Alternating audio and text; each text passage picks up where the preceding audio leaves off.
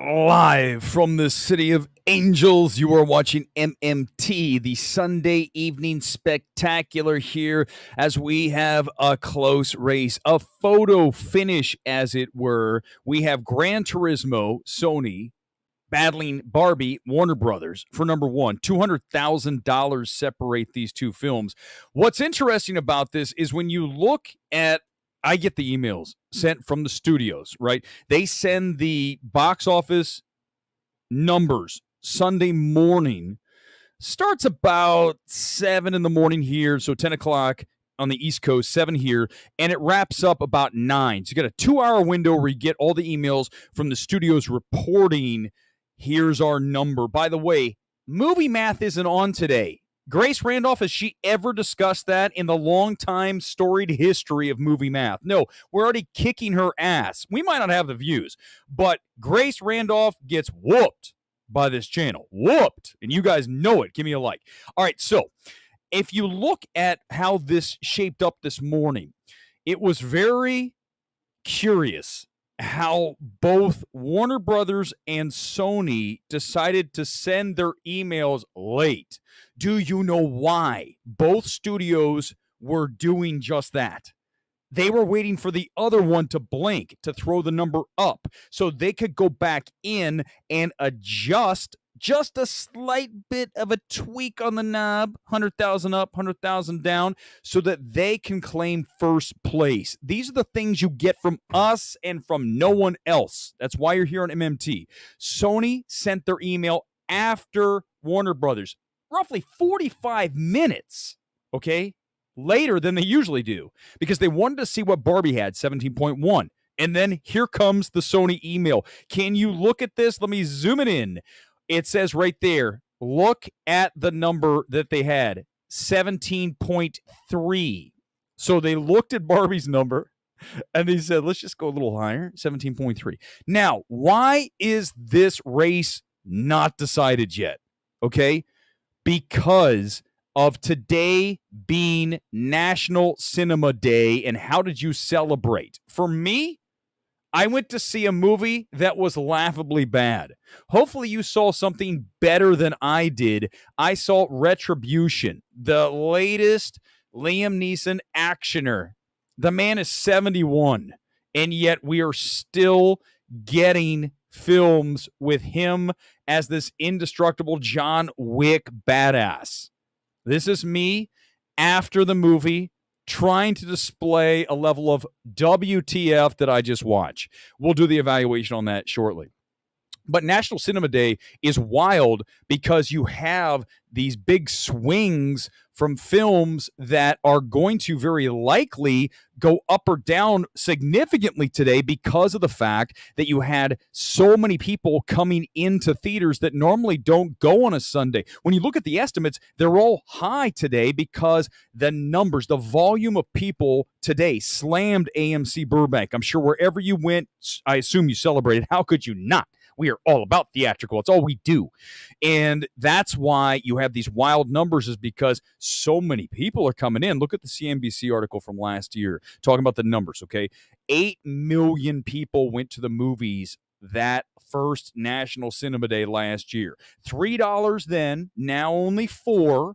It's a brilliant promotion, so let's run it back smart.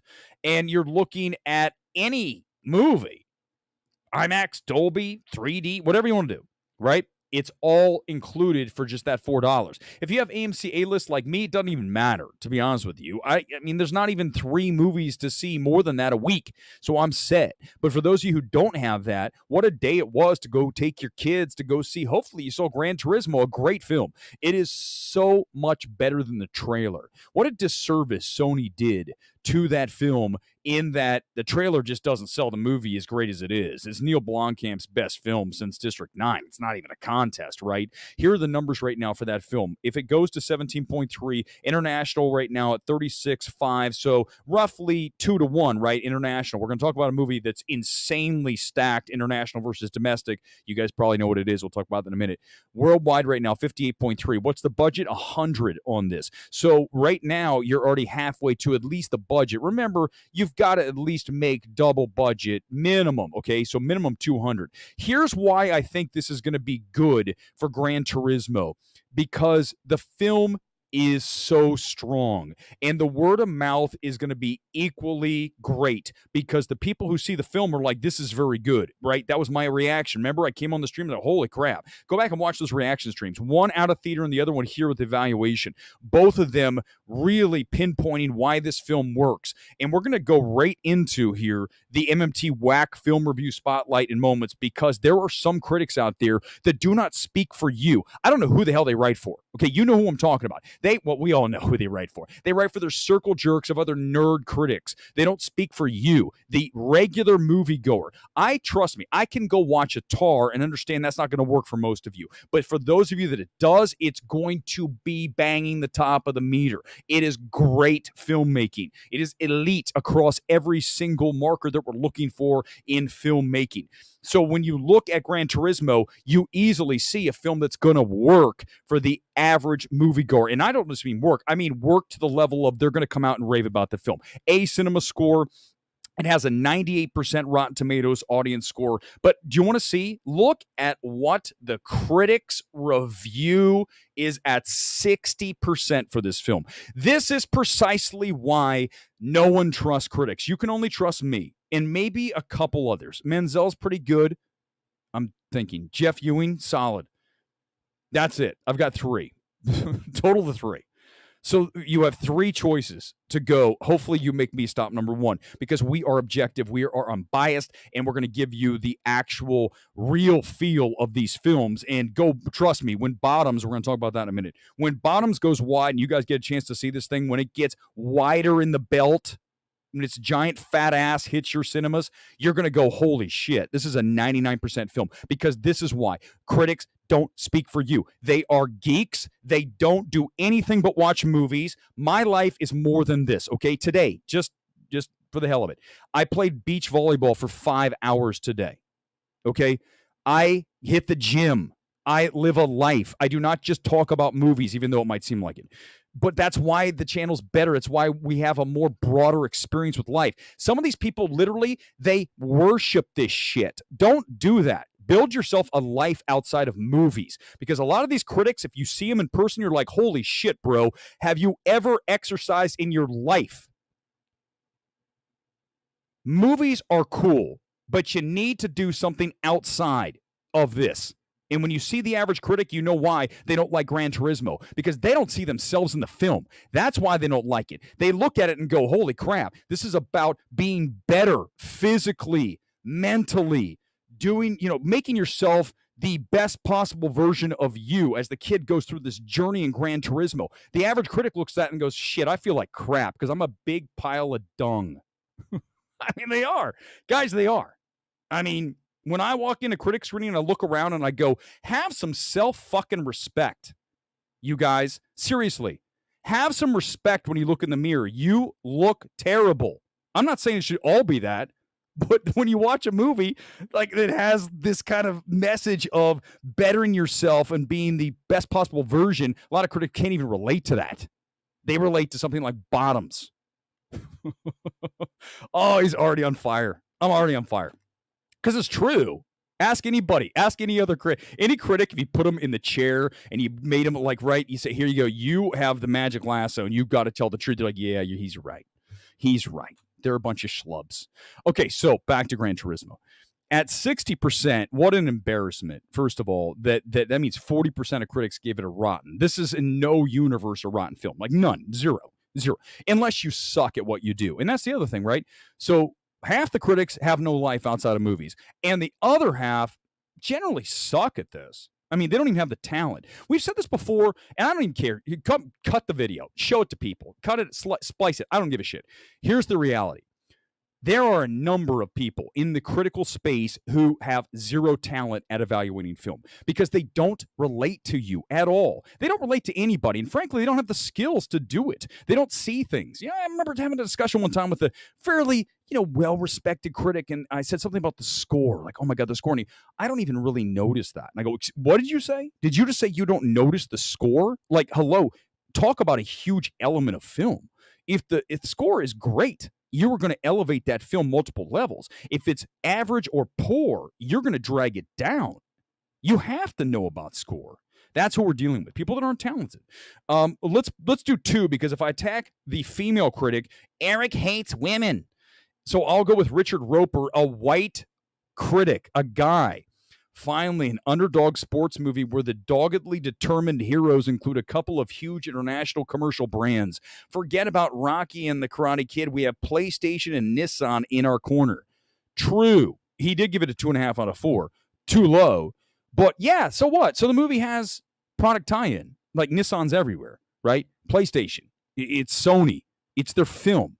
They're going to do that. But it's not like they sit around and talk about PlayStation all day. Not like they go, PlayStation is the best thing. It's better than Xbox, right? You know what I mean? In the middle of the movie, break out and have like an ad. None of that shit. No one says Nissan's the #1 brand in the universe and you need to drive a GT. Although I want a GT after watching the movie. That car's badass. I didn't realize it's a $100,000 car. That'll be listen, let me tell you. If I ever make, well, it's going to clearly have to be the lottery at this point. If I ever win the lottery, I'm going instantly to Neeson and I'm buying a GT. And I'm going to get like red with racing stripes. And I'm going to drive it all over really fast. Not crazy and reckless, just fast. Katie Walsh, as entertaining as the movie is, that's it. That's all you got to say. That's all you got to say. The movie's entertaining, Katie. We're not talking about an awards film here. It feels like a custom wrap on a sports car, merely an ad stuck onto Martin Burroughs' unique journey onto the track. The kid. Here's the deal. Who cares? The movie's entertaining. Is it original? No. It's very Top Gun Maverick-y. Everything we've seen in this movie before, right? Underdog succeeds. Big deal. But the movie's very well done by Neil Blomkamp. These are bad reviews. The film's very strong. Okay, guys? So that's a fail. That's a fail. Let's talk about Barbie. By the way, come in with super chats. I have no producer tonight. So 2 Ps on the pod, you're decent. You like Babylon. Then you definitely are not decent. I take that back. Strike that. I'm going to go back in when we edit this video and get rid of what I just said. I'm going to show you something here. First of all, let's look at Barbie. So Barbie is at 1.34 billion worldwide. Okay, that is the biggest film. Mario is still, hold on, let me pull up the totals because I had it in front of me and then I literally just deleted it. Okay, here we go. Let's go with the top lifetime grosses. Let's go worldwide. Let's pop this tab up and let's go down and find Barbie. 18, okay? Next up, and it's going to happen, basically it happened either today or definitely tomorrow. Harry Potter, Deathly Hallows, Part 2. It'll beat that 17th place. Black Panther will be next. It might even do that by Tuesday at the latest, international, maybe even Monday. That's now going to be 16th. Mario is only about 10 million ahead of that. So soon it's going to take over Mario Brothers for the biggest worldwide gross. Right now, Barbie has more domestic, but Mario has more worldwide. And then we're talking about Ultron at 1.4, Frozen 1.45, Frozen 2, and Maverick at 1, basically 5. I mean, can it get there? Yeah, but I don't think it's going to beat Maverick. I mean, maybe if they re-release it around awards time and the week in IMAX coming up, there's nothing else going on. That's the other thing that's been really beneficial for both Barbie and Oppenheimer is the fact that there's nothing really substantial out there, and a lot of you don't trust me when I tell you to go see Gran Turismo. And anybody who's seen it, come in the comments. You're going to tell me, my God, he's right. Yeah, every single person has come in on my reaction tweet or videos and saying, my God, he's right. You're right. I'm like, yes, I know what I'm doing here, guys. I do. I really do. I know how to evaluate films well because I see them, again, through 2 lenses. 1, cinephile. 2, average kid who grew up in Ohio. And when you combine those 2, the X, you hit the right in the middle and you nail what's going to work for most people. And I'm objective, unbiased. Those things are very rare in this town. They want a virtue signal, right? When they watch a film like Bottoms, they want to say, well, it's so great because the leads play lesbians. Who gives a shit? Doesn't matter. It means nothing to the movie. Yes, it's part of the movie, but that's not why it's good. It's funny or it's not. It's not funny. It's not funny because it's lesbian. It's not funny because it's bad. It's mean-spirited. You guys see what I'm saying? But the problem is there's so many people want a virtue signal. Bottoms is so great because it has lesbian characters. Don't give a shit. Doesn't matter, guys. Lydia Tarr was a lesbian. I didn't give a shit. That didn't mean anything to the evaluation. It's a virtual masterpiece, not because she's a lesbian. It doesn't even matter. You guys, what are we doing? Don't listen to those people. They're pathetic people. If you are that kind of person who literally green lights shit because of who's involved based on the race, religion, sex, give me a break. Don't do that shit. You're unreliable and you're compromised and you're a weak human being. You really are. You're a weak human being, and I pity you. Honestly, I really do, because you're not doing it the right way. The right way is you value everyone the same way. Everyone's the same. We all are human beings at the end of the day. It doesn't matter what the color of our skin is or what we look like. Now, granted, I did just trash critics and say they look like blobs, but I'm just suggesting that maybe they visit a gym, or as Homer Simpson would say, the Gym, just once in a while, just to explore the inside and possibly do a little work. Oppenheimer, 777 million worldwide. Keeps climbing up Nolan's list of all time. This is the big picture I want to talk about. Someone sent me a tweet, it was a really good one, and said that this film has done so much and maybe even saved adult dramas. And two parts to that. Yes and no. This is Nolan. Nolan's unique, okay? Don't expect another adult drama to come in and do this kind of shit. This is a phenomenon, right? Along with Barbie, Barbenheimer really captured the cultural zeitgeist. That just doesn't happen often. It is so rare. We had it with Maverick, we have it with Barbie, we have it with Oppenheimer. We had obviously Super Mario did a very solid number. I don't think it was, the thing is, even though Mario's ahead of Barbie's more of a cultural phenomenon, right? It just is. Mario was, yes, a huge movie. Barbie, and I would argue, Oppenheimer are both big zeitgeist moment kind of things. And that doesn't happen anymore. Not in the world we live in. It is an atomized world, right? We have a billion YouTube channels. We have a zillion channels to pick from. You have podcasts, you have spaces, you have Instagram, you have Twitter, whatever you want to do. That's a billion things you could do at one time. The fact that we have anybody here right now, first of all, is a miracle, and I'm going to thank all of you. Not just because of all the choices, but you decided to actually watch. That is impressive.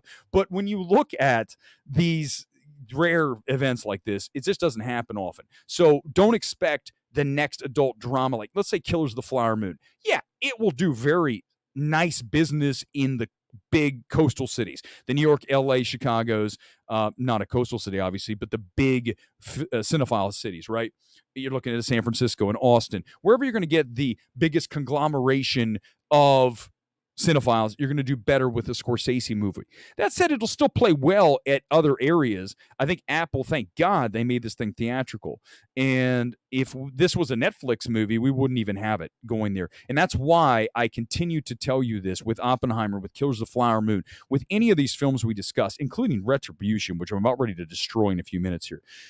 Well, laughably destroy, is that we need to have all studios held accountable to theatrical, and Netflix can't be getting away with this anymore. It just can't happen. It's over. It's over. It's done. We can't do it. You guys can't treat these films the same way as, let's use Apple, let's use Amazon. When they're doing full wide AMC, Regal, Cinemark distribution, you cannot treat a Netflix movie the same way. In other words, if we have a head-to-head and we have, let's just use Maestro, and we say Maestro versus Oppenheimer, even if they're both rated the same, right? Let's just say we had the same grade on them, 95% for both, which is a little high for me. I have Oppenheimer about 94. Okay, whatever. And let's say I have the same grade. Ultimately, you're going to go with Oppenheimer because of the theatrical, because of the phenomenon aspect, and Maestro is going to drop. We got to do that.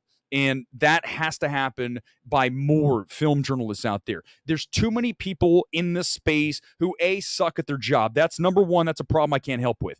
Part two is they have no balls. They have absolute fear of pissing a studio off, of maybe getting Netflix to not invite you to that next soiree. Oh, you're not going. You can't get that free vodka tonic.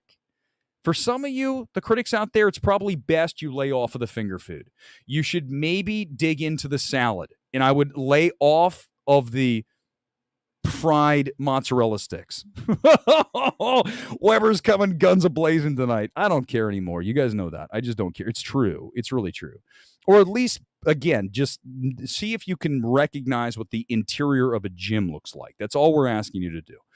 Okay. So Oppenheimer better be ahead of all these other films that anything that's Netflix, including The Killer, even though it's going to kill me when I can't discuss The Killer, which is, of course, the next Fincher movie, because I made a pact with myself, because I have standards and I hold myself to them.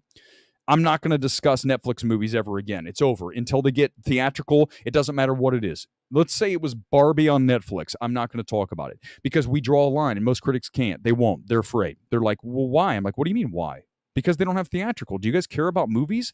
Most of them don't, right? That's the other thing with critics. They're so fearful. And so remember during COVID, shut the movies down. There's still guys. Remember Frosty, our good friend at Collider, Mr. Egocentric? My God, that guy really does. Listen, to me, it's a joke. You guys understand something? You might think that this all like this giant ego. It's more of a laughable thing, okay? It's more of a wrestling heel persona. That dude really thinks he's the shit. But here's the thing. I don't even care. Here's what I'm gonna tell you. That same guy was the guy telling you, stay home. Don't go back to movie theaters. Wear 17 masks. Frosty. Here's a suggestion for you. Stay at home. No one gives a shit about you. Stay home. No one cares. Don't be the whiny little bitch that you are. And you are a whiny little bitch because you used to be like that during COVID. And don't pretend you're not now. He's the same guy saying no one should go to movies. Don't listen to those people again. I'm done with these people. We're not listening to these scaredy cats anymore in the world. We're not doing it, okay? We're going to lead forward. We're going to push forward, like Chris Pine says, and the drastically, horrendously underrated, Don't Worry, Darling. We are pushing forward. Let Frosty sit at home with his mask and hide in the corner. We don't care. We're not going to miss you, dude. No one's going to miss you. You might think we're going to miss you, but we're not going to miss you. Because the truth is, no one in this space matters. None of us. We're just on here bullshitting about movies. So at the end of the day, anyone who walks in there going, well, I'm just the king of the world. No, you're not. You're a dude talking about movies, just like I am. And at the end of the day, we're not really doing that much. Okay, guys, I know it's crazy. Blue Beetle down 49%. Why is that number better than we expected? Bring it back to what? National Cinema Day. You've got more people taking a chance on movies. If you're a family out there and you're thinking about going to see Blue Beetle, and you normally tickets are 10, let's say 10 to 15. It just depends on when you go. Let's say 15 ahead for a family of 4, right? 60 plus refreshments. You're looking at, $100. Today, you get 4 tickets for 16. And then you get your refreshments, so you're like maybe at $50. So you're saving half. You don't get refreshments and you're cheap like me, then you're good at 16. And you get to go see a movie that you maybe wouldn't see normally, but because of the price point, you'll take a chance on it, right? That's very important to what happened here today. You get more people back into theaters. Last year, National Cinema Day was a bigger deal because we still had people on the sidelines that needed to come back in, right? They needed to be welcome back into theaters because they were still like Frosty scared for their lives. And because of that, we now have a situation where people aren't doing that. They went to see Barbie, Oppenheimer, Mario, all the movies we've had since Maverick. But last year, it was more about getting people back into theaters. Now, it's just about reminding them to stay there because the movies suck. Except for GRAN TURISMO, it's good. We have junk like Retribution out there. Let's talk about Meg 2. And then I'll try to get some comments in. Guys, I'm trying to just fly through this shit. I want to do comments. I want to do super chats. Don't get me wrong. But I also want to get through all the stuff. And I think it's important because even though the show's live and I love doing it live, we get a ton. Roughly it's a 5-to-1, 6-7-to-1 review, right? The replay. So I don't want to just I want to keep it thrusters up. All right, Mega 2. Mega 2 makes bank overseas. Do you see this? Look at this. Let's bring it up again. This film has made 80% roughly of its cash overseas. 80%. Okay? Look at this. Worldwide, 352 million. Okay? Go across and look. Domestic. No, excuse me. I'm sorry. Make that 278 and 74. Domestic. So what are we talking about? 80% of the cash is from China, Korea, France, wherever, anywhere, especially the Asian countries. They love Meg 2. It's a terrible film. Not a good film. But we're going to get a Meg 3. Why? Just like we had with the giant kaiju movie. I literally just forgot the name of it. Where we had 1 and 2. I still have that figure out there. Pacific Rim. I need to bring him out. He's in a box. The main dude, the main one that Charlie Hunnam and the other dude, piloted. Why did we get a part 2? Because the film did so well overseas. So Meg 2 is very much that. And look, conversely, this is why I'm going to couple these. Look at Teenage Mutant Ninja Turtles. You talk about the flip. You're talking about an international cume of 37 million, and where is the 98 million stateside? So you're looking at a 3x multiple here in the States. Grace Randolph doesn't do this shit. Movie Math sucks. Just cancel it. She's not on this weekend. Cancel Movie Math. There's no point to continue. We slaughter that shit. It's over. Sorry, guys. Every time I do that, I need to do it right. Over. Bottoms did better than I anticipated, but it speaks to the brilliant play by MGM, still a studio that's building its reputation in the marketplace. They platform this, New York, LA, San Francisco, Austin, because that's where you have the highest concentration of cinephiles, and they are going to believe that 99% Rotten Tomato scores. $51,000 per screen. That is big. That said, the film expands to 700 next week, 700 screens, and they'll go a little wider. It's not going to be received well when it goes wide. It's not a great film. In fact, it might be the most overrated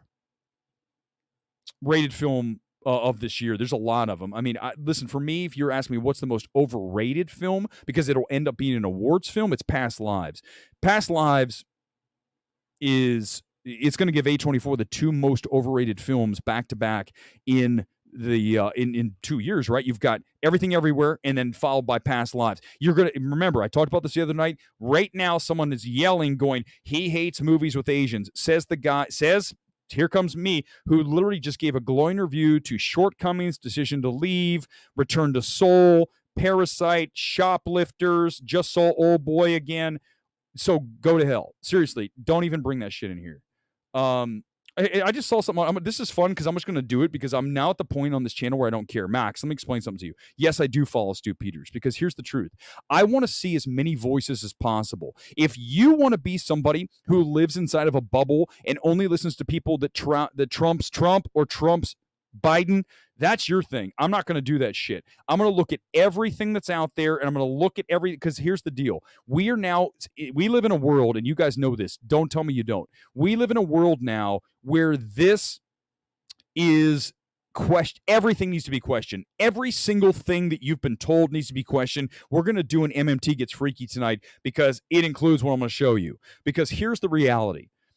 Based on what happened over the past 3 years, I don't even care. Here comes right-wing Weber. No, it's called critical thinker Weber. Most of these people aren't. They're tribal losers. They cannot get out of their own way. They want to glom on to some whatever it is, the current cause. I'm for Ukraine. I'm for trans. Whatever it is, I'm going to be for this because I'm so virtuous. How about you don't just raise the flag on whatever the cool thing is and you actually think about what you're doing? But no, these people are robots, especially in this town. In LA, it's full of people that all want to be liked. They all want to be part of the group. They want to get along and really be liked. And that gets you nowhere. I don't have time for that shit. They're fake. This town's full of fake ass people right and left. When I go to a lot of these events, I literally just hang out with maybe a Menzel or Jeff or a few people. I keep to myself very much so because this town is full of people that are phony as hell. And I don't even really want to interact with that. I want to interact with people that are genuine. And that includes, Max, listening to someone like Stu Peters, which I have listened to him.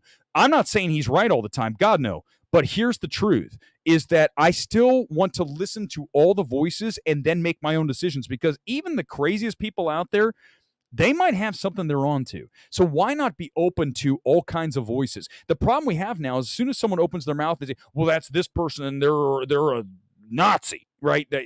What are you doing? Why are you doing that? Like, I don't even care if you don't like the anti-woke YouTubers. Maybe watch them and say, maybe they have a point or two that's true. I think this channel, more than any other channel out there, is dead on so often because, first of all, fearless. Second of all, objective. unbiased, those things are very hard to find in this world. So if I watch someone like a Stu Peters, so be it. I don't watch him every day. I don't watch it all the time. I've seen him. I'm familiar with his work. I can tell you this. There's some things that dude's brought up that I go, well, I don't know, man. That makes what's saying makes sense. I'm not saying everything, but that's the point. The problem is, Max, is you sit there and go, well, that person's terrible, so I'm going to discount everything they say. Don't be like that. Don't be like film Twitter. Weber's dumb. He's a piece of... What? For what? What are you going to say? What are you going to come after me now for? Because let me tell you something. I know who I am. I don't need you to define me. That's not how it works. I certainly don't. I'm not going to run that way at all. I'm going to define myself. I know who I am. I know that I'm a good person ultimately who is trying to do the right thing. And yes, am I super opinionated? Am I super outspoken? 100%. So what? What's the crime? So I told Frosty to stay in his closet with his mask. Who gives a shit? Like, what's wrong with that? I didn't call anyone in particular and say they need to hit the gym. I said most critics need to go to a gym. It's true. If they don't like, here's the truth. If you don't like hearing that, then don't look like you need to go to a gym. I mean, it's not that hard. No one ever comes up to me and says, dude, you might want to see a gym. No one ever comes up to me and say, that's the thing is like, if you have something that you're behind on in life, if you're running a deficit on something, you increase the volume on whatever that is. And let me just tell you, I've said it before, and I'm going to end up posting exercise videos at some point in the near future. Being fit is everything. It carries over to every aspect of your life. Not one, two, it's every single one, because it gives you confidence. It makes you look better. It makes you mentally more sharp because you are testing yourself every single day that I walk into the gym. I'm testing myself against where I was. Can I continue to grow? And trust me, I'm not 25 anymore. So the fact that I'm still busting my ass and doing what I can, that speaks to just a work ethic. Okay. And in general, look at the channel. We started this channel back when Batman came out in 2022. That's March. So it's almost been a year and a half now, right? Called a year and a half. This channel was like nothing. Not that I'm saying it's big now. Trust me, guys. But here's the funny thing. Let me just explain this. I've said it before. I mean this. Now that I come on this channel, it doesn't matter. I don't care what the view count is. I don't care how many people are watching live. I love that some of you like the show. It's awesome. Okay, that's cool because no one wants to do something. Here's the thing, though. What I love. All the haters out there, you know what they've never said? Because they can't. They can't. They can say it, but they're lying. They know it. They can't say he's bad. They can't say he doesn't know what he's talking about. And ultimately, that's where you win. Because they go, shit, I don't know how to combat that. We just say he's racist. He hates women, which is, of course, you guys know is totally bullshit. But that's what they do because they can't attack the truth, which is, I'm pretty damn good at this. That's just the reality of it. And they know that. But of course, they hate that. Here's the reality. Let me tell you this, too. If you're a hater, I would recommend you flip and you turn into, if you don't like something, use it. I've said this before, like the gym's a great example. When someone comes after me, some loser, and they're always losers, comes after me on Twitter and says, like there's this loser YouTube guy. He started a YouTube channel. You talk about one of the worst channels I ever watched. This kid has no talent. I mean, I'm not going to bring him up because I'm just going to say this dude shouldn't be on camera. That's sorry, truth. You're going to be an asshole. I'm going to take you apart. And second of all, spend some of the time you watch movies, again, inside a game. Because you, dude, I don't even know what to say. But here's the reality, is that use that. When that loser came after me, guess what I did the next day at the gym? I destroyed it. Because I think of that piece of trash, loser dude, and I use that to fuel what I'm doing for me to build myself. If you spend time wasting time being angry about some, total troll, nobody with nothing in life, literally a nobody, has done nothing significant in his entire life, I feel bad for them because the truth is, instead of using, let's say, whatever it is, I don't like Weber, he doesn't. Okay, use that. Don't try to come after me because I'm going to laugh, first of all. Second of all, I'm going to use it. So all you're doing is providing fuel for me. You're literally providing me what I need to continue. That's how I run. As soon as someone tells me you can't do that, guess what's going to happen? I'm going to do it every time. My life is, I could tell you a billion stories like that because you have to figure out a way to motivate yourself, whatever that is. And thank you. I want to thank that total loser for helping me out. I'm not going to say who it was, but a total loser. I mean, you guys would be amazed if you saw it. I'm not going to bring the guy up, but he's a total loser. If I said that enough, Alan Smithy, movies are subjective. There's something that can be objective. Listen, here's the truth, Alan.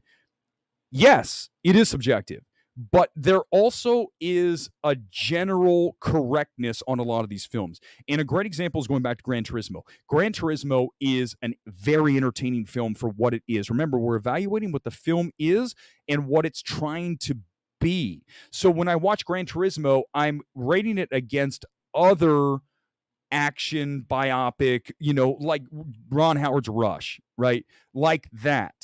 And they're different, but you know what I mean. That's a different. I'm gonna evaluate that differently than I Power the Dog, than Parasite, than Shortcomings I just came out of, then Retribution. Let's go right into Retribution, because when we watch these films, we know what we're trying to get out of the film, and does it do it well? The first problem with this film is that we didn't need another Liam Neeson actioner, right?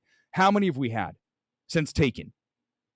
It might be 50 plus. That's not an exaggeration. We might have 50 plus movies with Liam Neeson as an aging badass out to take out the trash, right? He's going to take everybody out and do it his way and just be gruff. Here's the problem. This screenplay. Oh my God, guys. It's embarrassingly bad. It is laughable. Okay, let me walk you through what happens here. Liam Neeson works at a hedge fund. And in the morning, he has to make a very important call to a client. And his kids come with him in the car. Okay, just setting the whole thing up. As he's on the phone, he gets another phone call from a mysterious cell phone that's in his glove compartment thing there on the side, right? The little middle section stash. And he grabs it, and it's a voice like Saw. Do I have your attention? You're sitting on a bomb. The pressure is now activated. So if you get out of your seats, anybody in the car will go boom. Think speed, just shittier, okay? And so they're all sitting in the car, and there's actually a bomb underneath their seat. So Liam Neeson now has to drive all over wherever European city. I don't even know which city it was. And he's driving around. But here's I'm setting this all up for a very specific reason.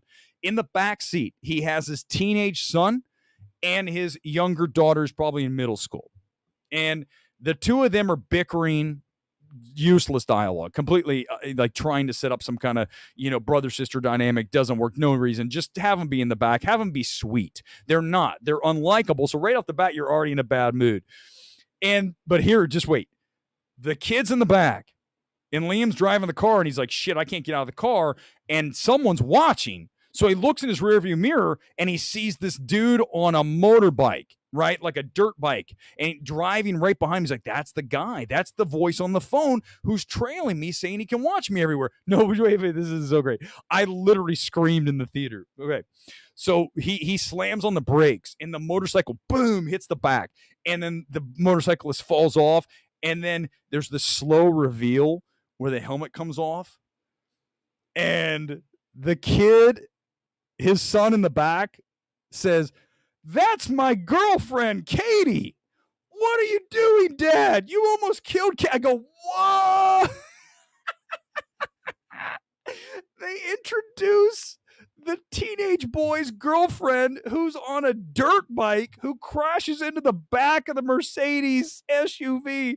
Oh my God, dude. Listen, I was dying, and a good portion of the audience was, but truth be told, there were some people that were like, this is great. I'm like, oh my God. There was a lady that I was watching throughout the movie because it was so bad. I was looking up at her, and she was like crying at one point. I go, oh my God. Because the movie is so slow to start. You're just like, okay, I know what the general plot is. We're going to get him stuck in the car for an hour and a half, and eventually you have to get him out of the car without it blowing up. We know that, right? And who set him up? Who's the person who's on the other end of the phone? You already know who that is from the beginning of the movie. You know exactly who it is, and it is exactly who you think it is. But there's so many things in this film that are so bad. Dialogue's terrible. The direction is just direction. It's like we talk about all the time. There's direction minus, direction, and direction plus. It's direction, period. It's not bad. It's not good. It's just what it is. There's no more reason for these movies other than Liam Neeson. You're too old, dude. Okay, listen. You're 71. Let me just level with you, Liam, right here. You're too old to do this anymore. Now, I know that the studios, in this case, Lionsgate, is giving you cash, right? They're like, I don't know what it is. Let's just say it's $2 million, okay? Let's say that Liam Neeson gets $2 million to make Retribution. And then the budget's probably like maybe 5, no more than 10 million. Okay. So let's say 10 million on the budget. The film already made 3 million here. Internationally, did it open? Let me check the number real quick. I don't see it here. So it'll open internationally and it'll end up making like 20 million worldwide. Well, guess what? There is, if it was 5, you've made a profit. If it's 10, you've broken even. So it's almost like, let's just run this thing out there like we have a billion times. Remember that, what was it, Cold Pursuit? What was the name of the one where he was in the Arctic? That was when he was still sort of a little bit, you could buy him as this assassin, John Wick, badass. In this movie, they set him up with him punching. He's punching a punching bag right off the bat. He's 71. He's got a bad hair dye job, right? He looks old, and he's punching the bag to like establish that he still has it. And here's the other thing about the movie. His kids are in high school and probably like middle school or maybe even elementary school. And I'm like, that's not granddad? He goes, kid. And his wife is old too. I'm like, when did you guys have these kids? Like 55? Like, seriously, he's 71. His son's probably 16. So he had the kids when he's 55, and his wife must have been like 54. Is that normal? I don't think it is. You're too old, Liam. We love you. You're a treasure, but you're too old for this shit. Stop making these movies. 50% because I laughed. The motorcycle girlfriend reveal, by far, very much my favorite goof moment of the entire year from a screenplay perspective, going back to Firestarter when the cat gets scorched by the girl. That made me die every time. If you haven't seen Retribution, just go for the reveal of the teenage son going, that's my girlfriend. I go, what the hell am I watching? So bad, but yet so good. This is one of these movies that's bad, but yet sort of good. Not like Bottoms. Has no redeeming values whatsoever. Tonight's kit, CSD Municipal from Guatemala. We are digging deep. I like this one a lot. Check this out. By the way, remember, anything that has multiple sponsors, I'm in on. The more sponsors, the better. This has one here. Hold on. It has one on the side. It has like 3 on the back. This is exactly how I want my football shirts to look. Let's talk about Dune 3. Let me get a quick comment here. Firestarter is amazing. Tyler, don't go see this movie. Don't go see it. It's not worth it. No, it's not the gray. John, it wasn't the gray. It was like Cold Pursuit. Hold on. Oh, is there more? Oh, no. Here I go. Yes, it's old man speed. I'm just looking at the comments now. People are coming after me about Liam Neeson. Whatever. He's too old. It's too old for this. Okay, let's go and let's do boom, boom, boom, boom, boom, boom, boom. Let's see. Let's do Dune 3. Okay, guys. So here, if you haven't heard, I just heard about this. Someone pointed me out. I missed it. I don't spend a lot of time on Twitter anymore. I don't want to sit there with these people on Twitter. I mean, if you're on there and you're cool, awesome. But a lot of them aren't, like the dweeb on YouTube. That guy, my God, if I showed you your video, you'd be like, holy shit, bro. You need to spend some time on yourself and not worry about others, right? You need to stop being obsessed with Weber and like focus on yourself. You need some me time, bro. Okay, so someone pointed this out. It's Dune 3. I don't like the idea of Dune 3. I'm just going to be super honest with you. When you look at this film coming out too, right? Got pushed to 2024, as we know, March of next year. When you look at Dune 2, it's the completion, right? We assumed it was. Dune, here's what, this is going to, you guys are not going to like what I'm going to say, but I love Dune. I think it was my favorite movie of 2021. It has all the elements I'm looking for, right? When we look at a film from a filmmaking tech perspective, you're talking about pretty much a perfect film in Dune. And I even believe the screenplay is that strong as well. And there's not nearly the lag time that there was in Blade Runner 2049. I mean, that's just that film just needs to move. It gets dragged down. It bogs down. And I think Dune did not do that. But here's the problem. People, listen, does Dune have enough interest to make a 3? I know. Thank you, Marv. Yes, Quantum. Let's go. Thank you, sir. Appreciate it. By the way, I got a super chat. I'm going to get to in the next. I'm going to get to you next, Joseph. I promise. And we'll get to it right after I do this Dune thing. Promise. Let me just pull it back for 1 second. Okay, so Dune is not Lord of the Rings. Listen, right? It's not even The Hobbit. It's a movie that, yes, came out during the whole, Frosty scaring everybody to go to theaters, right? Don't let that guy don't let him off. Remind him all the time. Go remind him on Twitter. Send him the video. I don't care, because he needs to own that shit. Because it is totally irresponsible. The people who led all the fear, just don't listen to those people, man. We can't do that again. We're not going to do it. We're not going to live life in fear. It's not going to happen, man. Just don't do it. Okay, so when we had Dune come out, it was during that whole "don't go to the theater, you'll kill everybody." Also, it was on HBO Max, so that was bad. But the box office wasn't that great. Well, let's see the number all time. Let me check what the number was on Dune. Because remember, this is going to be very much affected by what I just said. The fact that it was on HBO Max, and the fact, okay, still, this is pretty impressive. At 402 million worldwide, that's a nice number considering everything I just said. I think that if you tell people you are going to make a Dune 3, and that's exactly what Denis is talking about here. Let's look here. He says there's words on paper. Okay, he says he wants to explore the world of Arrakis after Dune. I understand there's more to what we get, right? It's not over. It's Dune Messiah, right? Dune 3. It really just depends on how 2's receptive. What's the reception to it? How much money does it make? Because these films are expensive. Like, what the budget's got to be at least 200 on this, right? It's got to be. So Dune, by the time it got to Max, obviously it made them some money for sure. It didn't lose them a bunch like The Flash or Blue Beetle's going to lose them. But I just don't know if we're going to get a part 3. I think that's interesting that he's teasing it, but I want a completion on 2, and then if we have an extension of the world, let's go there. But let's not go there now.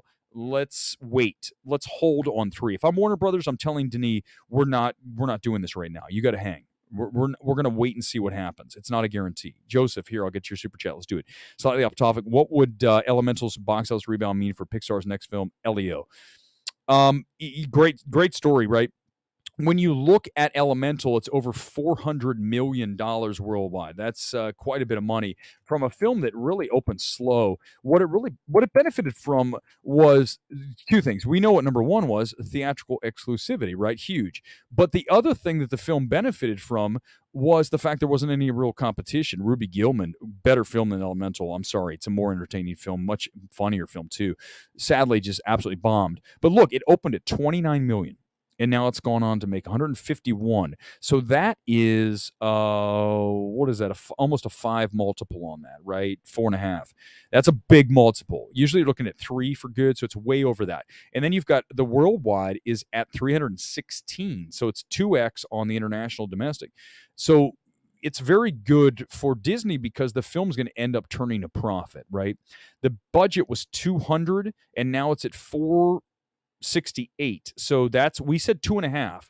I like to use 2.5. Some people use 2, some people 3. I think 2.5, split the difference, just call it that. That makes 450 to make a profit. So right now, if we go by 450, it's made $18 million.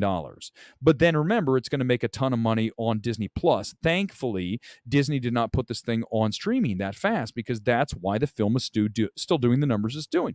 It's very smart. You got to be smart with this business decisions. You can't just put these things on the streaming. It doesn't work like that. You're going to lose a ton of audience. It's just not happening.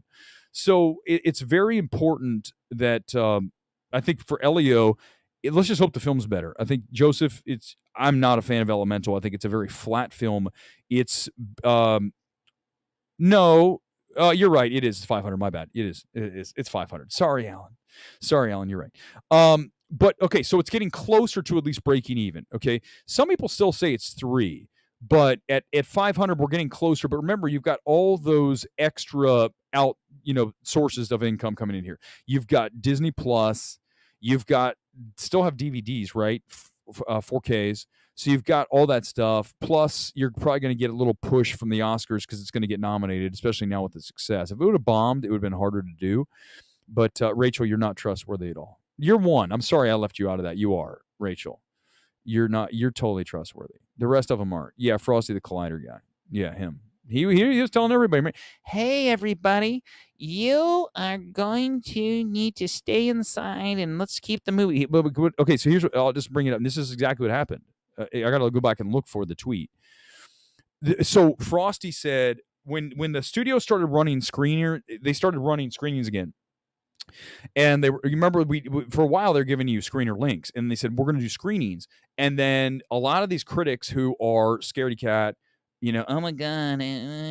They were like, well, if you're not going to send me a link, it's not safe to go to the movie theater. So all you're doing at that point, critics, are you're perpetuating the bullshit and you're continuing. No one's saying that COVID didn't happen, okay? No one's saying that we didn't go through a lot of shit over the past 3 years. What wasn't helped were people like Frosty being a whiny little bitch about all this stuff going, here's the deal. Don't listen to people like that. Honestly, Frosty, stick to movies. I don't even think he's very good at that because he's a shill, because he runs Collider. He can't even say something bad about it. So Frosty's a shill. But seriously, don't interject your fears and your phobias into the world. I want to follow somebody who is a leader, who's a badass, and you're not. So that makes you, absolutely useless to me, because you're a shill and you're a little bitch as far as like that. You are. And the truth, come up and tell me you are. You know that. Tell me you didn't say that, Frosty. Tell me you didn't come out and say, everyone, I don't know if it's you were the guy. Don't act like you didn't, dude. You did. If I did that and someone said that, I'd be, yeah, I did. Come after me. I'd say I was wrong. I would. I have said I'm wrong. So say you're wrong, or just say whatever. Yeah, he whines about shit. He is annoying. Kuzma, he is. But he also has an ego, which people say I do. I told you guys, it's a wrestling heel. It's not. I'm really not. Ask Menzel, Ewing, Paul, Rachel's talked. I'm not. This is an act. It's also, I'm very opinionated. So be it. I don't know what to tell you guys. It is what it is. I never have sent a letter to a studio, Scott Feinberg, excuse me, and said, hey, I need to see your movies first because I'm really important. I've never done that. I think it would be wise for the studios to show me the movies, for sure. I've said it here, because I will tell you what to do with your film, i.e. Batgirl it. But, Halloween Ends, just send it back. Keep the front, keep the end, and reshoot the entire middle of the film and turn Corey, change that character. I love the beginning's awesome. Halloween Ends beginning is amazing. Babysitting, kid falls over, and it's like, and then the mom's going, and it's like, damn, I go, oh, and then the movie goes to shit. And you're like, what just happened? I had like one of the best starts ever. David Gordon Green is maddening, right? He has these great moments, and then he ends up with Corey as a Michael Myers possessed killer. What are you doing? So here's what I would do with David Green. We talked about this before with Sam Mendes. David Gordon Green is a guy I would have technically direct a film, but never write. Like, you can direct a film. He knows how to polish a film, how to calibrate the film. The problem is the screenplay. Sam Mendes, same thing. What a technical badass when it comes to film. His films are beautiful. The problem is Sam Mendes is a screenplay, as a writer, is bad. Empire Light, not a great screenplay, written by Sam Mendes. The film, the calibration, as far as the look, obviously as Deakins, he's got Reznor Ross. He's working with some really talented people, obviously. He's two of the best in what they do. But it still is a beautiful film. The problem is the screenplay. So here's what I do. Just let the tech be handled by you, Mendes, and someone else can write it. That's what I'd hire Mendes and say, you cannot write it, but you can direct it. David Gordon Green, I'm actually softening on him, because I'm honestly, I've gone so hard on DGG, but he's so bad as a writer, what he did with Halloween Ends, and hopefully he didn't destroy Exorcist 2 as well, not 2, because I'm sure we're going to get, aren't we getting a 2? But the test screenings apparently are terrible, and if he does anything like Corey to Exorcist, we're dead. It's over. I mean, this film's going to be terrible if he does that. So let's pray, because Exorcist can have zero humor to it. The Exorcist needs to have not a moment of humor. Maybe before the girls get possessed, you have a moment where the girls say something fun. That's it. One moment. And the rest of the film is dark and dire and evil. That's what you want out of Exorcist. I do not want another Corey getting possessed. Like, the girls are in the room and then they start possessing other people. You're possessed. They start shooting firebombs. You're possessed. And you're possessed. Oh my God. Can you imagine if that's what happens? Like, we don't need a moment like that. If there's a moment like that, we're in trouble. They call Corey ugly. Do they really? Did they call him ugly all the time? Oh yeah, that's right. Remember when they shows up at the park and the kids were like, I vaguely remember the movie at this point, because I remember how terrible I was. So traumatized by the movie. And Jeff Union will tell you the same thing. We were both at the screening of Halloween Ends, and we'd heard some pretty good things early on, and we sat there, and the movie started, and it has, right, the kid off the banister, there he goes down, falls, and the mom screams, oh my God. And then we looked at each other like, this is fucking amazing. And then we after the movie kept going, and then Corey, I looked over at Jeff, and he looked at me, and we looked at each other like we're fucked. We looked at each other like, this is going bad. This is really going to play. And then you got Corey being possessed. You got two Michael Myers right at that house with the doctor, whoever that was, right? They're in that like pool house, and the girl. I'm like, what is happening? They're tag teaming people. This is the worst movie I've ever seen in my life. Because of the fact, and this is what the critics don't understand. The critics who recommend that film, you don't know anything about Halloween. You can't speak to it. And I openly admit this about comic books a lot of times. Okay, great example. I liked Ant-Man 3 because I don't read Marvel comics all day. I'm not like comic book nerd. I get it. I like comics, but I don't like live comic books. So if you have a character like MODOK who you expect to be this, I'm just like, it's funny. He's a goof. Like, look at this dude. But if you want MODOK to be something different, then I understand why you don't like Ant-Man 3. But you also understand that I don't have that expectation. So if you are watching Halloween Ends and you have no appreciation for Michael Myers, John Carpenter legacy, all that, then maybe, Corey, like, it's a bad horror movie in the 80s, maybe, but the fact that it's Michael Myers and it's John Carpenter's legacy, that's what destroys it, right? That's what makes Halloween Ends the piece of garbage it is that it's the fact that he has no respect for the legacy of the character. And people say that about Star Wars. That's why I didn't hate Rise of Skywalker or Last Jedi, because I said to myself, I don't really care about these characters enough. Like, I don't ever want to do a stream where all we talk about Star Wars shit. Like, I would literally, I wouldn't even do it. I was like, we're not doing the stream time. I don't want to talk about Star Wars. I want to talk about MCU. I want to talk about movies. I want to talk about ideas.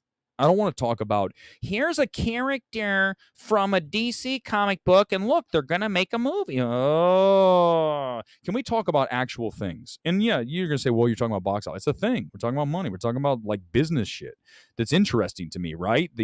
What is the marketing aspect of Gran Turismo to the success of the film? Like, the trailer isn't good. Did that affect the film? That's cool stuff. That's interesting stuff. Talking about, well, there's this subset, there's a real weird character in the background that I'm hoping to make a movie. I don't want to do that. That's Nerd Central. I have no time for that. I have no time for that shit. Yeah, so I've got some, I'm not even going to answer it. Someone's like, oh, can I ask you a question? What's your favorite historical? Andrea, do me a favor. Could you get lost? Because I'm going to put you in timeout. I don't even want to see that anymore. Because it's just like, it's such, this is where the haters are coming in like, Eric, we're going to test your film history. You're really good at everything, but we're going to test and make you answer. No, you're not. You're not. Not in my world, you're not. You're not coming into my channel and doing that shit. Andrea, thanks. Appreciate you watching, though. You're really an awesome person. I recommend, instead of worried about what I'm doing, focus on yourself, Andrea, whoever you are. I recommend that. Remember, it's the same thing. Same for my boy on YouTube. At some point, maybe we'll bring him up and we'll just destroy him because he's bad. But here's the thing is, come get me. Tell me I'm bad. You can't. Sorry, is what it is. I don't know what to tell you guys. But who cares? Like, just deal with it. I don't know what the deal is. And like I said, if you don't like it, then go do something. Like, get out and make yourself better. Don't worry about what I'm doing. Do what you're doing. Do what you're doing.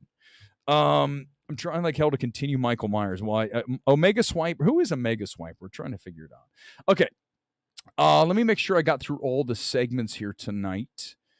By the way, real quickly, let's do this. I do not have a show of the week this week. I'll have one next week. I was looking around. I didn't find anyone I really love. We're not just going to do it to do it. I can't.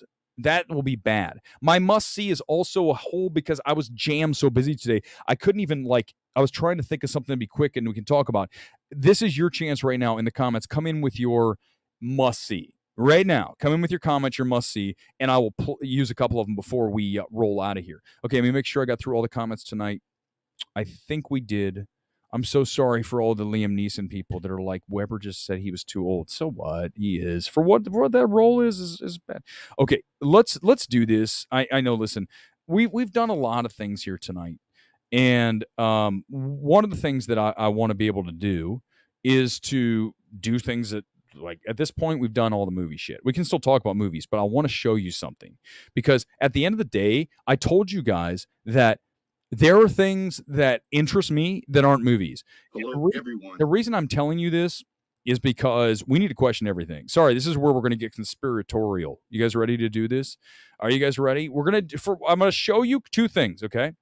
I'm going to show you 2 videos, and you guys come in and tell me what you see. It's all I'm asking. I'm not asking you to say it's real. It's not. I'm asking you to tell me, is this what I see? Okay. First of all, I'm going to replay something for you that I've shown multiple times. I'm going to show you again because I think it's super badass, and I need you guys to see what I'm about ready to show you. Okay, for those of you who've watched the channel, this is where all my people are going to come in and go, oh, God, this is where we're going to get him. Weber's saying there's a rogue planet out there. Okay, well, listen, I'm not saying there is or isn't. Yeah, Lee, I'm sorry, I got to do it. We've done it. We're almost at the hour. We're almost on the hour. So I can do this, Aaliyah. You can't stop me from doing this, Aaliyah. I've already trashed everybody tonight and done all. I don't care. Okay, you guys ready? Here we go. I want you to watch the video, and I want you to be. Here's what I'm asking you to do before we watch the videos. You haven't seen it. Get ready. I want you to right now take everything that you've learned about our solar system and put it in the background. Just take it, everything that you've been told, because you've never seen any of this shit, right? You might have seen something in the sky that is Mars. Let's just say whatever it is. Just do me a favor, table it. Everything you've ever heard about planets and everything, gravity, just put it all aside. We are watching a cam from Finland. This is lady said on Mr. weird. Let me pull down the volume. Okay, watch the left-hand portion of your screen. I need you to focus on the left-hand portion of your screen that is totally black right now. We're going to scrub the video forward. I want you to pay attention to the left. Can you see my arrow? I'm circling it right there. If you can see my arrow, give me a thumbs up. Come in and tell me. Okay, here it comes. Now, right now, what's happening? Before I show you this, the sun is coming up. In a minute, you're going to see the sun. Now, what I'm going to show you is clearly in front of the sun. Or it's right behind it. Here it comes. Wait for it. Wait for it. Just keep your left hand. There's a little, do you see the little bit of a something coming in? Just wait. Wait. Here, it's getting brighter. Do you guys see that? Do you see the blob? Does everybody see the blob? Okay, here we go. Stop. Okay, do you guys see what's coming into view? Hold it. What do you see? By the way, no, listen, someone's already saying, I get this. I'm going to show it again. I got it. No. Here's the problem, John. Here's the problem. Here's the problem with what I'm going to show you. Here's the problem we have in this world, and you know this. John, I'm going to explain this to you. Our experts are compromised, a lot of them. They are, listen, at the end of the day, experts, here's the truth. Experts are compromised often. They are captured by someone, and they cannot say, even if they believed what they see, they can't say it. Yes, the government said we have aliens. Okay, it's sort of aliens, but it's not. But here's the thing, is the problem with the world is very simple, is that it is turning on, hey, thank you so much, Sham. Remember we talked about this. This is like turning on an Xbox controller. Get ready to see it. This is in the sky, guys. This is not doctored shit. What do you see right there? Watch it. It's rotating. What do you see? You see a gigantic stripe. Here comes, okay, now wait, watch. Here comes the sun. The sun is in front of this planet. So right now, you already are, here's the thing.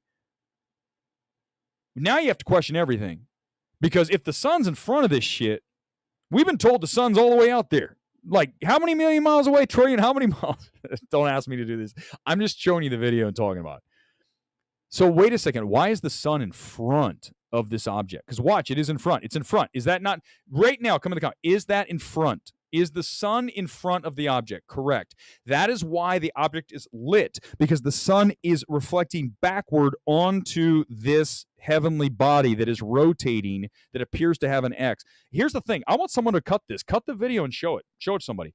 Because what I'd love to have is my haters go, they'll just say, that's just a speck. That's something on the camera. Really? Something on the camera that's rotating with a giant X on it? Really? Really? It's rotating. There's the X. Do you guys see the X? Very clearly. Very clearly. Hold on, I just lost it. Very clearly, there is an X sitting there. Watch. Let me spin it. Right there. What do you see? What do you see across the middle of that? An X. Where's the sun? In front of it. Now the sun is up and it's lighting everything. Why is there something behind the sun that's spinning around, that's rotating like a planet? Can someone explain that to me? It could be a snake on the sun. No, Slacker, we're not going to go back to body shaming critics. But you know what? We're going to do this quickly. I don't care about body. So what? So what? I can body shame if I want. I'm allowed. They could body shame me and say, "Well, he likes fitness too much." I think it's very important that people have some semblance of how, have some pride in how they look. Sorry, it is. It's true. Give me a break, or just how about just some health? Just take some pride. Okay. Sorry, back to the video. I didn't even create. We'll go. But here's the thing. This is Aaliyah. I love that you asked this question, because here's the thing. I know that gravity has been proven, right? Okay, I can't argue like gravity. But here's the truth. Do you know for sure everything that you've been told? We know that when we drop something, right? So when I take I was going to drop my mouse. When I take I don't want to do this, but I'm going to do it. When I take my Tar DVD and I drop it, thank God it didn't break. Gravity pulls it to the ground, right? But what if what we've been told about gravity, it's there. Clearly it's there. We know it's there. But what if the concept of gravity is not what we think it is? Like, that's the thing is, could there be a gigantic planet that is right there? Now, I'm going to couple this with another video because I want you guys to see something that may or may not be the same object, okay? This is another guy I like to follow. Going back to you watch Stu Peters. Yeah, I've watched him. So what? I didn't say I believe everything he says. I want to watch everything from everybody. I've watched the New Turks. I don't think they're good. I think that guy. I'm not a huge New Turk. Okay, just wait. Watch. Let me go. This guy is Mr. MB333. Okay, watch. Let me switch. So this is in LA. This is video from a few weeks ago. I like Mr. MB333. You should follow him. He's got 625. Here's the thing about Mr. MB3. He just shows the video. He doesn't talk about it. I'm talking about it, which could be dangerous. YouTube be like, wait a second. He's talking about another planet. If the channel disappears, you know why. It's not because of the movies. Watch the video. There's the sun. What the hell is that? It's not the moon. That's not the moon. The moon's all in another part of the sky. You gotta trust me. I've already seen the video. What the hell is that? Why is there two? Okay, that's not the moon. That's clearly another sun or a planet, right? Can you guys? That's not a spot. It's moving. Can we just all agree on this? That's something else moving in the sky, right? And then it goes back into the thing. So it's clearly moving around. It's not a lens flare either, because look, there it is in front of the cloud. Do you see? Hold on for a second. Is that in front of the cloud? Holy shit, I didn't even notice that part. Watch. Here comes the cloud. And look. There's the sun. And then watch. Is it in front of the cloud? No, it goes behind. But wait a second. Wait, watch. Let's pull it out on the other side.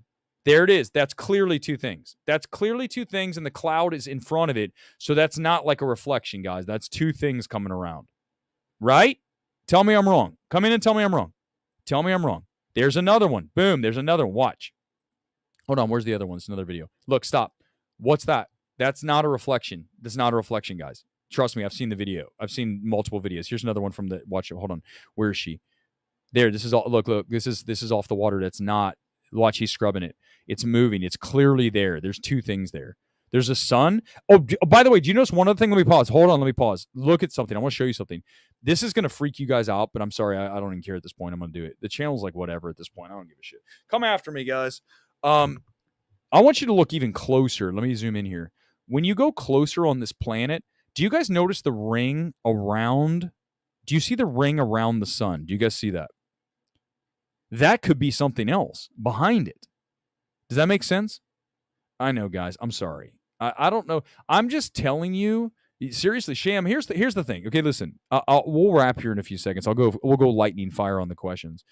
But all I'm asking you guys to do, and I know. Oh, here come the critics are going to try to get me on this. Look at him. He's talking about what? What are you going to say? You're going to tell me that that's not two different objects? You're going to tell me what I just showed you rotating the sky is not clearly looks like a planet? What do you think that is? It's not a lens flare. It's literally rotating. Because here's the thing. Let me say this, and then we'll get ready to wrap here tonight. I know it's been a wild show. It is what it is. The show's what it is. I don't care. Well, of course we'll do a spinoff show. But it's okay, because at this point, here's the truth. We'll get people to come on and do this MMT Gets Freaky. I have no problem with that.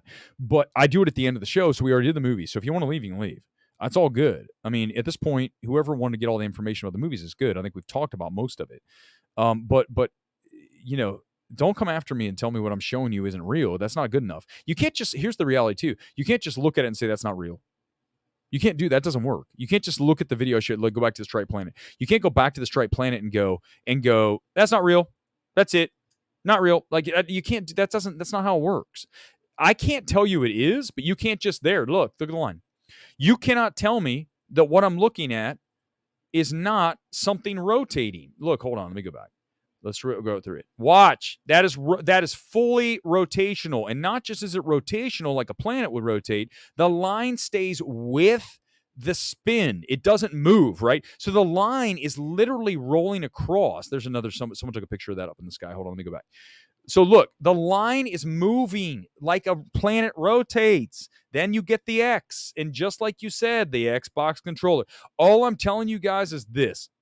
And then we're going to wrap the show tonight. And it is what it is. I'll look at that. Darren, I appreciate you telling me this. I'll go look at it. I'm just telling you this. Question everything. That's all I'm telling you guys. That's it. Because shit can be manipulated right and left. But you're right with the technology. But here's the thing. It's a cam. Someone said, where's this come from? It is literally a stationary cam in the middle of Finland. So here's the deal. Someone was in charge of scrubbing this camera, and they didn't do it. That's what happened. That's what it is. Because as you see it, look, guys, dudes, there's the sun. It's kicking. The reflection is back onto the thing.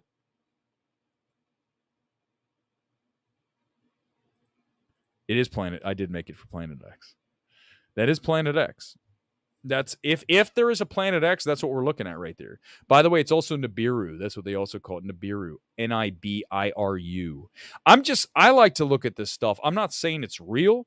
Here's what I want. I want you guys to just ask the question, could it be real? That's all I'm asking for you. That's all I ever want you to do. Could it be? Because yes, the answer is yes. Because as we've seen over the past several years, my God, that'd be amazing. He'd be like, this guy is out of control. This dude just says whatever he wants to say. It would be amazing. He has no idea who I am, but so what? Either does anyone else. I'm not Frosty. No one knows who. Everyone knows who. No one knows. It is what it is. Maybe it is Thanos. The other thing is they always say as we get ready to wrap here tonight, they always say that if you I follow some really interesting people, including Stu Peters and other random people, because I like to just read all kinds of shit and really think about it. I don't ever want someone to tell me this isn't the case. Like, remember during COVID, you couldn't even question anything. You're like, you can't ask that question. Yeah, I can. I can ask that question. Who are you? What are we living in? 1984? You're not. Orwell was right. You hear that all the time. It's true. I will question things. Don't tell me, Ministry of Information, what I have to do with my brain. It doesn't work like that. Here's the thing. Maybe Elon does know about it. Pandora could be. Maybe Elon knows about it. At the end of the day, Elon knows shit that you and I don't know, right? There are definitely people on this planet who know a lot more about some stuff than we do, right? We can admit that, right? We can all agree that they're not going to let me know this stuff. They're not going to tell you that there's a giant Planet X up there, because instantly, here's the problem. Let me explain. Let me walk through this. Now I'm on fire. I can't stop.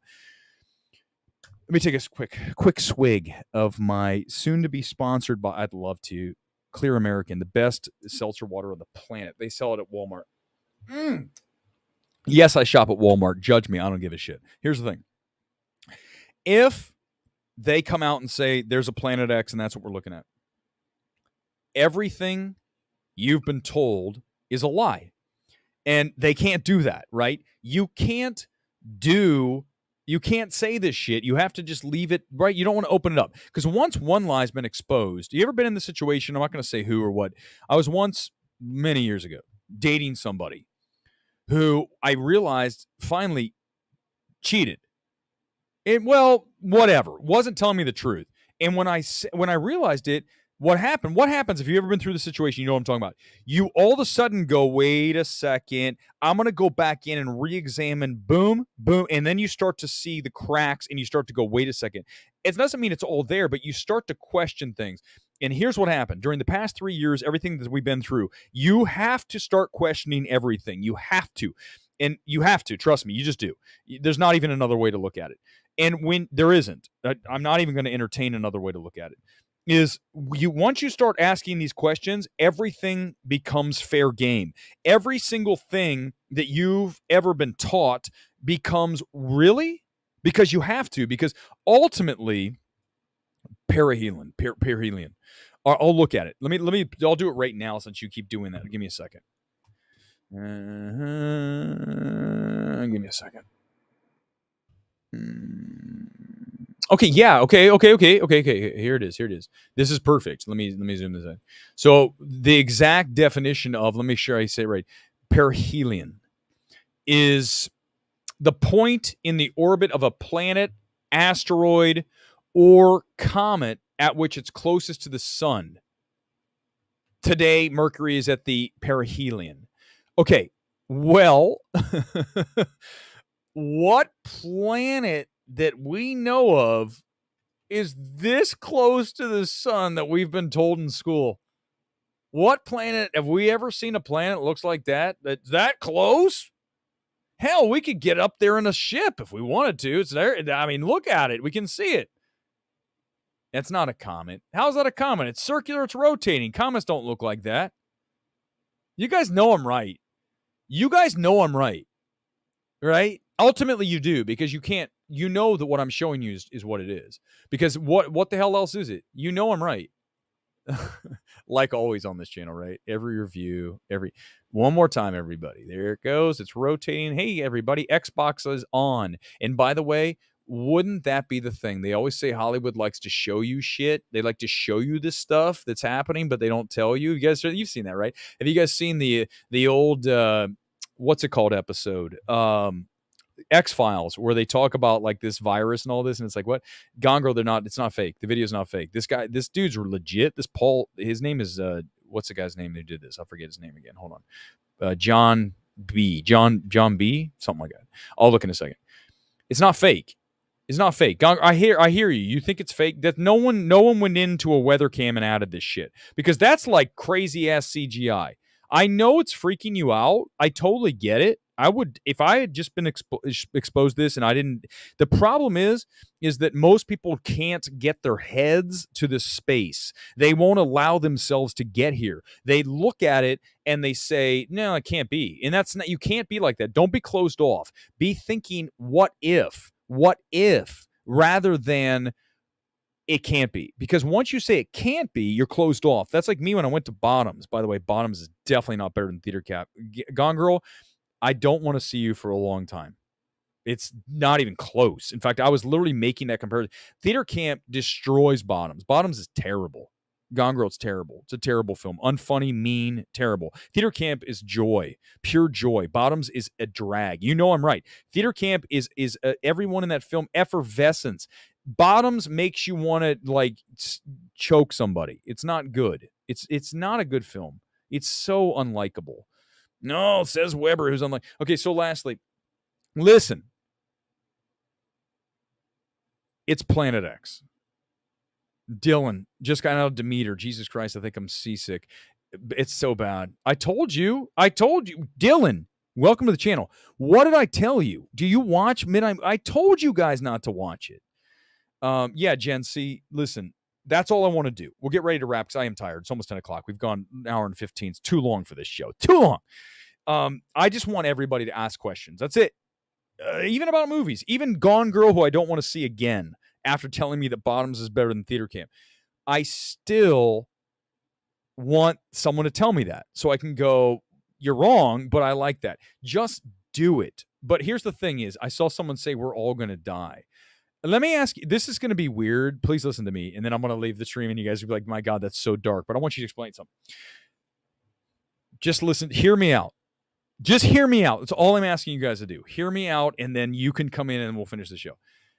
I told you before, if you look at what's happened over the past 3 years in the world, right? We all know that it's a different world, right? Okay, come on. everything that we've been through over the past 3 years is insane. If you really go back and look at where we were in 2019 to where we are, how it just radically changed with yes, COVID, but it's more than that, right? There's so much upheaval across the globe. The Maui fires, Ukraine, how many billion other things? Let's just start. There's so many things happening, but here's what I will say. I said this over a year ago. I sent a tweet out, and it's still there.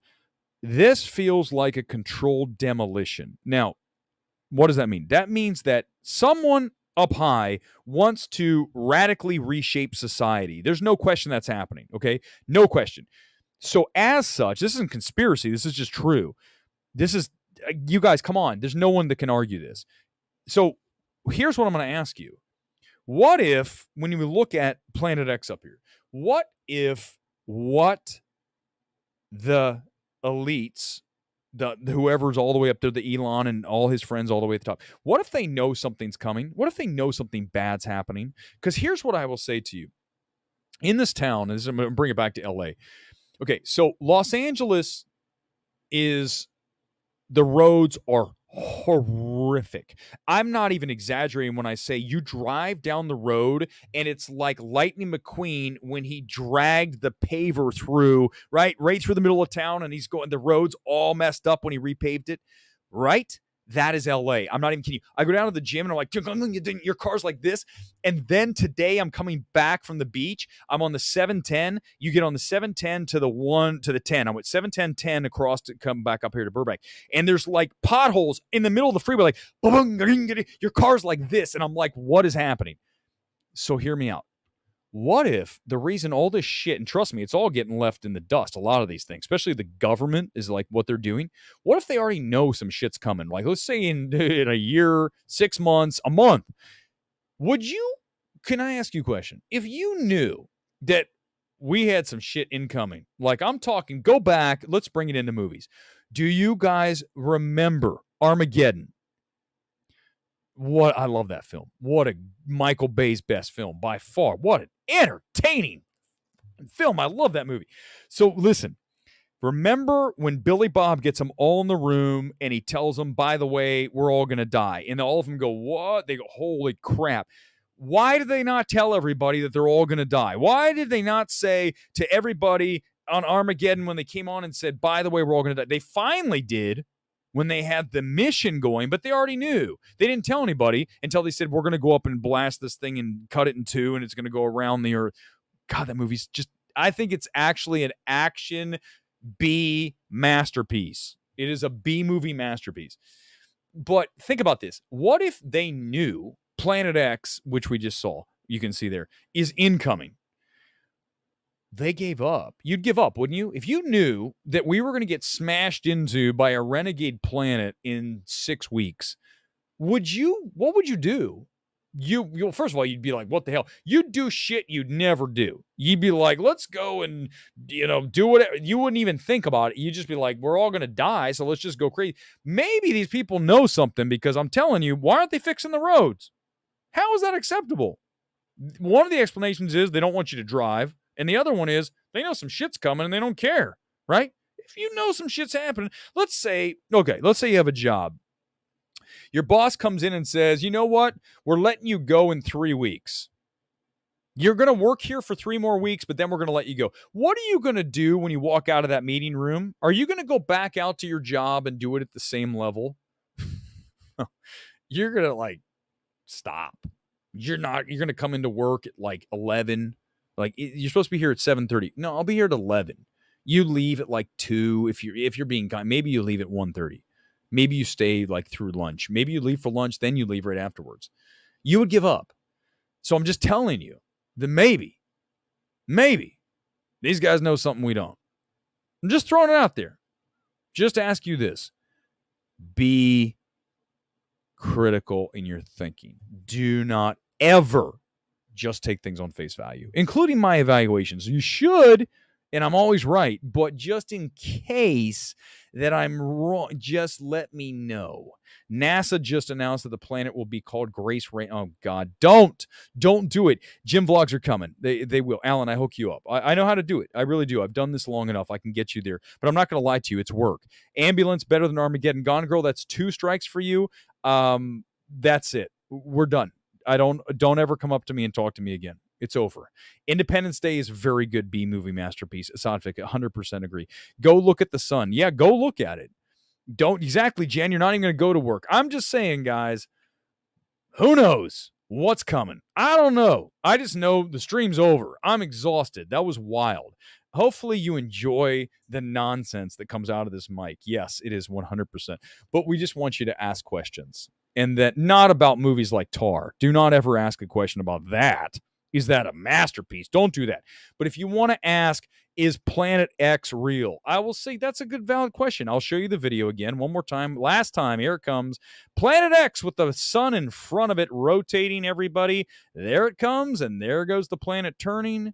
And there's the X, and now it is disappearing, but it's still there, which is really weird because it's like obscured. There's like something cloaking it. I'm sorry, I can't do this anymore. They're gonna absolutely eliminate the channel. If this channel disappears, it's because we just did what we did. Sorry, guys, I don't know what to tell you. It's all good. All right, dudes and ladies, you all rock. Thanks for being here. We'll see you again soon here next Thursday. You know, the shows are only going to be Thursdays and Sundays for now. It's so slow. I mean, we could do it. MMT gets freaky like every night. It'd be weird. I should do like after dark, like at 10 o'clock, a half-hour show. We just show random things like this. They would yank us, though. They would. You know that, right? They would totally pull us off because they'd be like, Weber's saying things he's not supposed to say. And YouTube doesn't like that. But we're just talking about planets. I didn't say anything about like COVID stuff. I said, the planet. Look, there's a planet up there. And then all of a sudden everyone wakes up and goes, wait, you're right. There is a planet. Then it's like, yeah, that's what they don't want. Well, just question everything. Until I see you Thursday.